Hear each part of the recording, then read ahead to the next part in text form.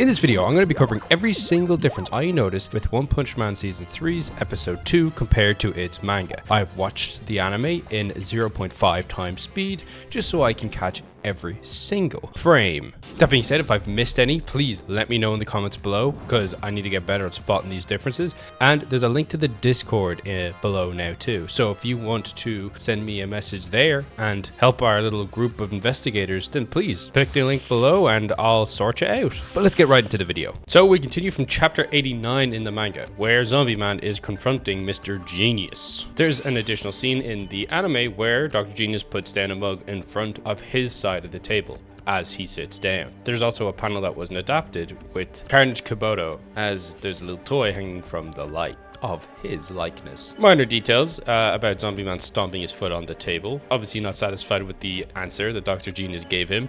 His shoe is missing 2 belts on the upper part of it. Yep. They also don't have the close-up shot of Dr. Genius sweating beads that Zombieman has an axe raised above his head, and the close-up of Zombieman's own face in his response, as well as Cyborg Gorilla's reaction. They skip a panel of Dr. Genius just pausing to think, and then instead cutting straight to his monologue about why he stopped his experiments and the mention of what a limiter is. There's a clock missing from the background here in this panel, not to mention this window here is supposed to be open and a curtain pushed to the right. The shot of Garou punching is perfect. It's missing some vein details, that's about it, and a hand in the lower right corner. And when he punches Bug God, the impact is from a different angle in the manga, because Raw Ripper is also coming in from the right to cut him up. Not to mention there's 2 extra shots of the impact rather than just the single one. This shot is the wrong way around. Garou is supposed to be facing the other way. And this entire sequence of him like dashing away and parrying isn't in the manga whatsoever. It's a totally new anime original edition, as is this clash of Water Flowing Fist and Slasher's red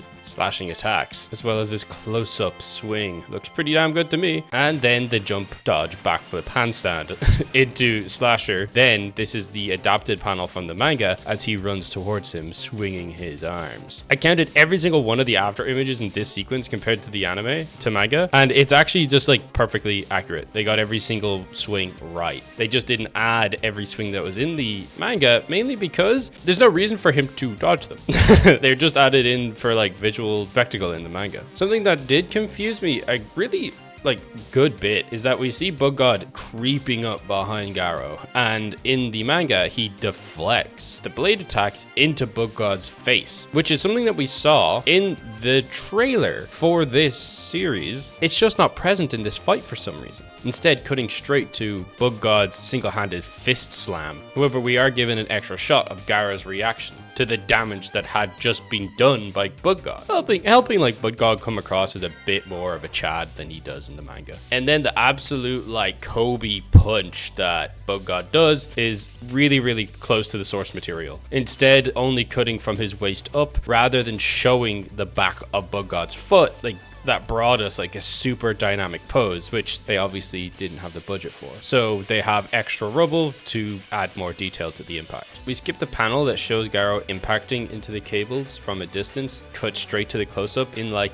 a continuous panning shot, which to be honest is a really good choice because it makes the scene flow, more smooth than it did before, because JC really do need to work on their cuts. Sometimes their cuts are insanely jarring and completely like remove you from the scene. So this one cut in particular was a good choice by them. His exit from the electric cable looks a little differently, but nothing too crazy. Them jumping forward is also really close to the source material. Apart from one thing, a few things. Royal Ripper's arms aren't pointing forwards, and nor can we see Bug God's arms punching towards him as well. And Bug God's mouth's supposed to be open. We also replaced just this close-up shot of Garou screaming as he's dashing towards them with a fucking sweet-ass flip in the air with a fucking lightning kick that would put Pikachu to goddamn shame. Cutting to the slow pan image that we saw in the trailer, and that is really close to the source material's adaptation. With only a few minor differences here and there. One, the background isn't here. We usually see a landscape in the background, and there is minor positioning differences with Bug God and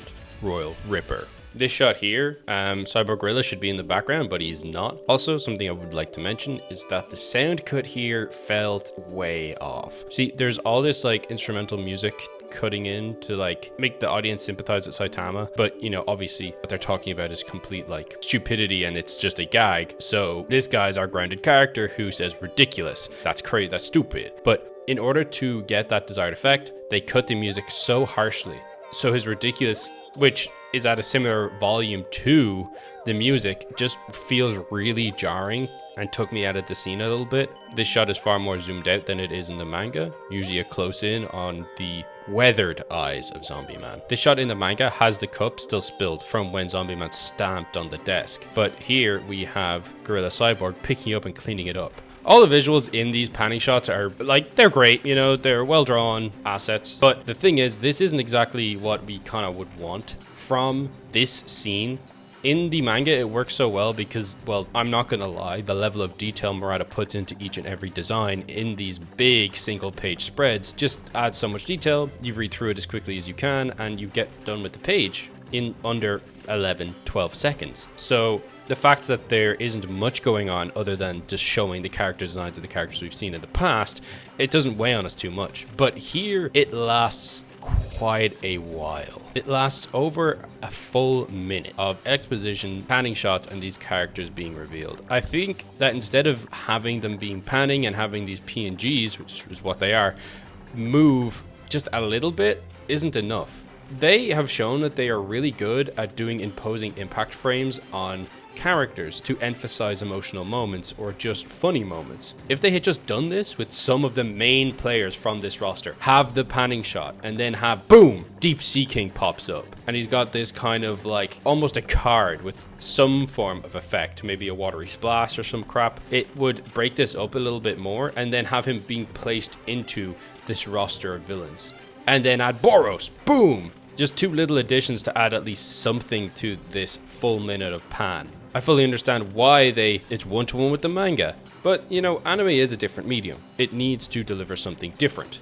So, not the best play by JC, but personally I can put up with it. They use a different angle for the pan in shot here, but more or less all the other assets are in place. This shot in particular is insanely close to exactly what I would want from this shot. Only thing I'd like to see here is that we can see Raw Ripper interacting with the environment, but Bug God is just, you know, completely still. I'd like to see Bug God like getting up or stancing up in a better way. Some form of movement from him, even if it's just his hands getting a better grip on the ground while his antennas move in the wind. Also, he's missing a big bulge from the back of his back. I'm just not sure why they didn't add that. And also these horns. This shot with Royal Ripper is great with his eye from behind his hair. It looks great. This shot is great. The animation's great. Would have loved to see Royal Ripper's eye be more expressive like it is in the manga. Once again, no movement from Bug God. I want to see more movement from Bug God. He's the GOAT. The cut here was a bit jank because instead of the full cut, we're supposed to see panned out image of Garou spitting the tooth into the ground rather than skipping straight to the impact of the tooth. This art of Garou is great. His eyebrows are a little different. That's about it. The difference here is that when Garou is shouting that the kid's not involved in this, they have this hard image slash cutout of the other time Garou beat the crap out of this monster, kind of like transparent image overlay, a faded memory of Garou's previous interaction. I personally feel that they should have done a similar effect or just not included it at all. If people are watching One Punch Man in, I don't know, the same year that they've watched the previous season, then they'll remember that guy, maybe. And if not, then it doesn't really matter too much, but just that impact took me out of it so much. This impact was great. Once again, only major difference I want from this is that Royal Ripper's eyes need to be rounder. It just makes him so much more creepy than the kind of narrow eyes he has in these scenes for some reason. The punch impact here of Garou is great. Instead of getting the full shot of Bug God's swing, we do just get his fist, but impact still feels pretty strong. These slashes are great. However, he only slashes once, then it's supposed to cut to the reaction of the monster and the kid, then we get the onslaught of slashes. I would not have expected them to have this effect when he is satisfied over his kill. It got me laughing, but at the same time in the manga it comes across as this like insanely creepy thing. But that's like our perspective of what has just happened. His perspective is that, you know, this is doing something for him. You know what I mean? Like, it's doing something for him. So the visuals do make sense. My only complaint about this last shot here of them walking away and Garou's body is that the blood pool, it should be a bit bigger, and also his clothes should be torn up a little. This was all roughly half of chapter 89 adapted into 7 minutes of anime, with the opening taking up 2.5 minutes.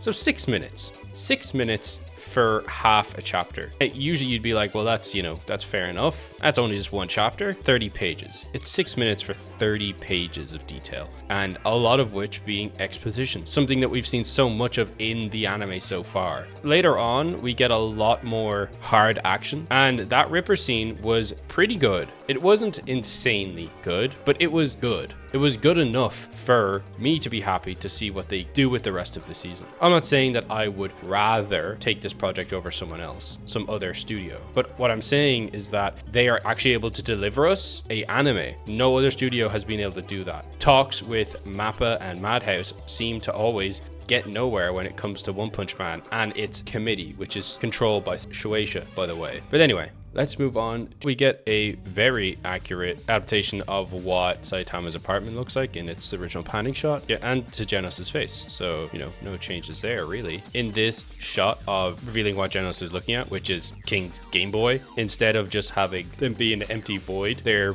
you know, clearly visibly on the ground in Saitama's apartment still. Now, this is where I draw the line. This Game Boy is supposed to be au naturel. Plain Jane, that cream color that's on all old consoles, should be here. Also, some of the details in the game is different. The text is laid out slightly differently, and there's like a cityscape here at the bottom of the screen, which isn't in the manga. Not to mention there is some detail missing from the edge of the console. So in this scene, we see Genos, much more wide pan image we have here. And as I said in my previous videos, Genos' battle damage isn't as detailed here than it is in the manga. Genos' internal monologue, they use a slightly different visual. See, it's like a spotlight in a blue, depressing void. While in the manga, it's a black void, obviously black and white, but it's a sparking, fearful spotlight rather than a actual visual one. I'm drawing it. I'm pulling at straws here. A lot more detail here in the background compared to the manga, with a actual view of Saitama's apartment in this shot, which were visible in previous shots in the manga, but just not with the next two, King and Genos. Now, this was like the second thing that kind of took me out of this episode. JC have actually been quite good at remaining consistent in terms of its art style, but here, these guys all seem pretty fine, but Genos's face shape is just totally different to what it was in the previous shot. And because this shot lingers for so long, like it's meant to, it should linger for this long, but they got to keep in mind that this is going to be on the screen for this long, so they should get the art design correct. I would have loved to hear some sound effects of Genos's like body working overtime when he's like walking over to the door, mainly because, you know, he's busted up and sketchy as hell, and you can see that this is visible in the shaky animation that they've gone with. There's a difference here, and that's that the door frame has this wooden pillar underneath it, which it does not in the manga. To me, it's kind of crazy that this is the reaction they have to Saitama being like, oh, it's terrible out there. But last episode, when Blizzard came in, they just didn't give a crap. They were like, yeah, it's whatever, just give us a minute. Like, nothing happened that didn't happen in that previous episode, you know what I mean? However, there is some minor differences here, mainly that Bomb's eye here should be blacked out, and Genos's detail on his face is slightly different to what it's supposed to be. Saitama's supposed to have a sweat drop here from just being like, bruh, what? There's more detail of Saitama's apartment here, mainly just due to the fact that they need more detail, because otherwise there would be no there would just be blank spaces with nothing. For some reason, Saitama just stops unzipping the zip here, which doesn't make too much sense. This is the exact angle he is in the manga, sure, but that doesn't mean that you need to stop on it. Pulling that down a bit more would have taken away from a lot of the static imagery that we've seen in this season of One Punch Man, and also have him start to take off the rest of the costume would have added an insane amount, because in the next shot we get of Saitama, he's not wearing his suit. He's in a t-shirt. So he obviously has taken this off in the panel of Genos asking what happened, which, by the way, is really, really close to source material, has a bit of colorization to add that detail, that emotional detail that I was talking about before. And the same goes for the shot with King.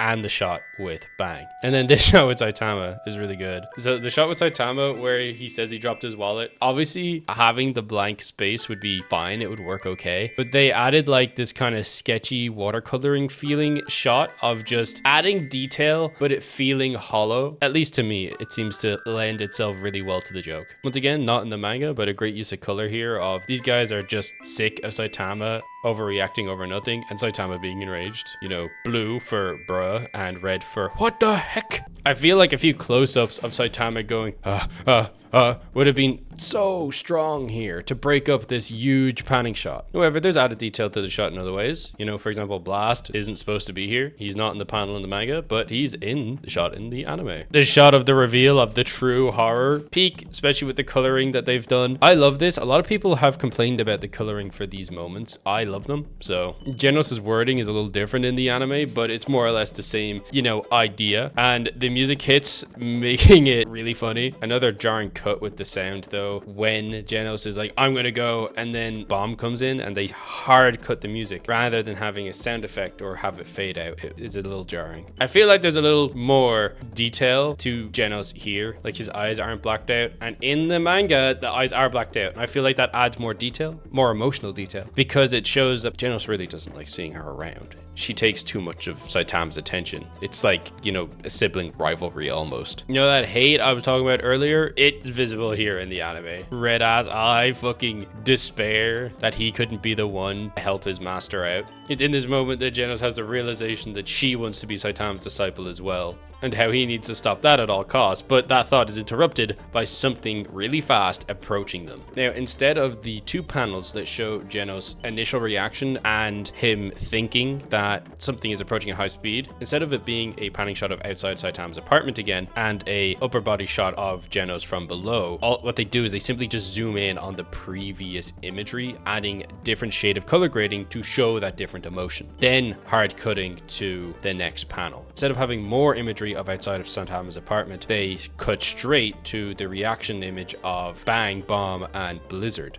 which is a panel that has no detail in the background, but here it does. It's really nice to see the transition in King's face in the anime. In the manga, it's just straight up you see King in despair over Genos actually expecting him to be a hero, but here we see King's dead face, the face that he has at all times when, you know, nothing's happening, which is the whole reason he has the status of a hero, because he looks so goddamn cool. But then when he's actually expected to do something, the transition from deadpan to terrified makes the moment funnier. I have to say I'm a little disappointed in this scene here. Genos is quite literally a PNG that is pushing against King's back and pushing him out the door. We know Genos has use of his arms, so we should actually have Genos, you know, pushing him out the door and having the actual animated medium showing that impact. In the next shot in the manga, we can actually see Genos using his arm, so we know that he would be well able to push King out the door. The color grading here on King opening the door, great once again. I love this impactful use of color. And instead of hearing the character enter by foot, we just cut to the next image, which isn't great. In anime here, we want to see him walk in as part of the experience. I feel like Genos here isn't walking up with enough urgency as he is in the manga. The manga, he looks quite shocked to see him, but in the anime, he's quite deadpan. The character art of this shot is really, really good for Dr. Kusno. So the only issues I have with it aren't really issues, they're just slight differences. See, missiles aren't actually visible in the canister here, and there is actually a little bit of more detail on the cannon on his left shoulder. In the manga, they cut out King's character, even though he would be in this shot, but they fixed that in the anime. They skip over a panel of Blizzard, Bang, and Blast's reaction to Dr. Kusno entering, instead having a more natural transition to the reveal that Saitama is here, and this is the first time that Genos' mentor and Genos' creator, I suppose, are meeting. Basically, two mentors meeting each other. I'll mention that the positioning of the people in this shot, where Kusno is obviously monologuing and Saitama's having none of it, is very different. See, in the manga, we actually can't see Bang here at all, and King is in the correct position, but he's not accompanied by Blizzard, who's supposed to be right here beside him. And then we're supposed to have bang, and then bomb beside him. Anime correction here. So the manga never specified that Kusuno had entered deeper into Saitama's apartment. So when he opens his box, it's assumed that he walks over to the TV, where we can see in the panel, and open it. But that transition hasn't been, made clear, so they correct it, and in the anime, he opens it in the corridor where he enters from. In the manga, the present that Dr. Kusuno gives of the premium meat Riz sound effect is wrapped, but here in the anime it's not, to make it more visually clear as to what's in it. I assume, I don't really know. Love the use of color in these next two reaction shots of Saitama's change in attitude towards Dr. Kusuno and Blizzard's reaction to said thing. This shot of Blizzard and talking to Saitama is actually granted a little bit more space in the anime, giving a reaction shot to Saitama listening to her. Instead of breaking it up into two different shots, it's the same shot with a slight pan and, reactions from Saitama. And a little animation for when Saitama realizes that all the motherfuckers thinking they're sticking around for dinner, and breaking up the dialogue from his reaction to that between these two panels rather than just the single one. This is an example of the panels being almost one-to-one with the source material here. The kid, obviously more color detail in his reaction panel, but then below we see the placement for Bug God, King Ripper, and the kid being a little bit off. Instead of being totally center, it's supposed to be a little bit to the left. They skip a close-up shot on Garou. Here, this panning shot of Garou is not in the anime. Simply, it's another zoomed in shot of Royal Ripper. This flashback to Garou is missing little details at the bottom. This zooming panning shot here, zooming into Garou's head, is supposed to have a visual of Child Emperor's drones that are like drone dogs, that he actively is showing them using telekinesis, but that isn't seen here. And this close-in shot is at a slightly different angle. They also skip over a panel of Bug God and Royal Ripper. We actually see a lot more variety of monster in the manga, because we don't actually get this talking panel of Rhino Wrestler until after he punches the tire bag. So they just switch the orders up a little bit. Also, he punches it more than once in the manga, and after punching it a bunch, he actually charges through it. If they're going to use this sliding image for this talking scene, I would have loved to see some movement in her mask just to show that she is the one talking. We're also missing a shot of their response. They are supposed to be like, "Yes, as you wish, Mistress Super S," and showing them with love hearts in their eyes. Then we're supposed to cut to the ninjas and their battle on the bridge, which we'll cover in a minute, instead of this Dracula wannabe. He comes after. There's supposed to be a dead monster on the ground that he has just sucked dry.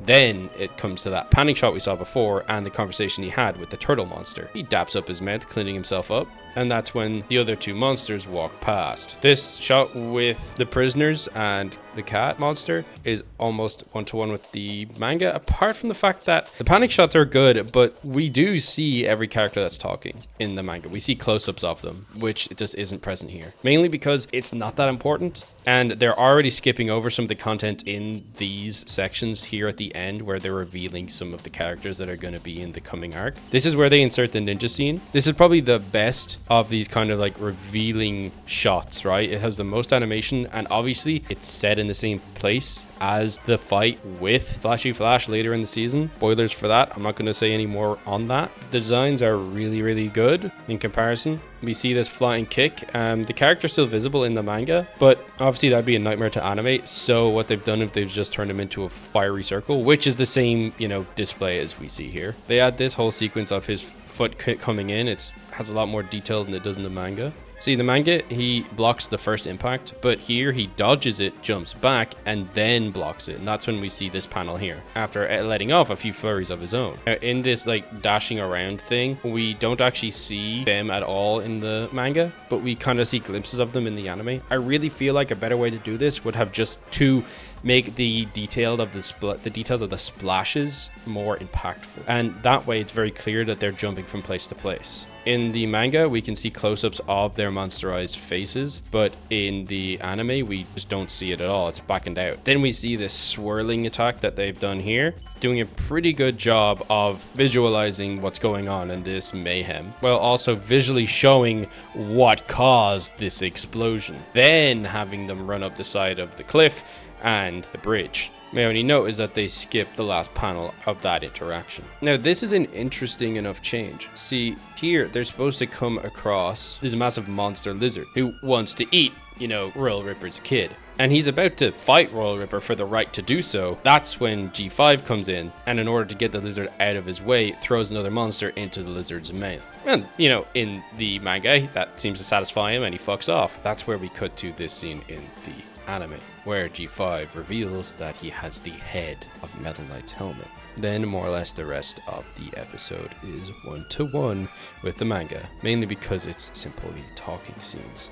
So there was this many differences from the manga that I spotted. Please let me know if you spotted any more or less in the comments below. However, although the animation in this isn't anything compared to season 1, and it's basically on par with season 2, and wouldn't really be able to be compared to, any of the modern shonen that have been doing really well recently, I still prefer this than having nothing. And I know there's a lot of people who are going to completely disagree with me on that. See, One Punch Man's been out for 10 years, and they've barely managed to get 2 seasons out. Now, One Punch Man has a load of attention on it now that it didn't before. Whether that's good attention or bad attention, it will bring eyes to the issue, which is the publication and Shueisha completely mishandling the IP that we love. It's come up as a community, come up with a way to display this anger, disappointment, resentment, loss of hope in a way that will affect the people that actively cause this issue. It's not about JC staff taking on a project that they can't handle. Every single animation studio does that. Have you heard of Jujutsu Kaisen? Have you heard of what happened behind the scenes of Jujutsu Kaisen? An amazingly popular and well designed and animated anime,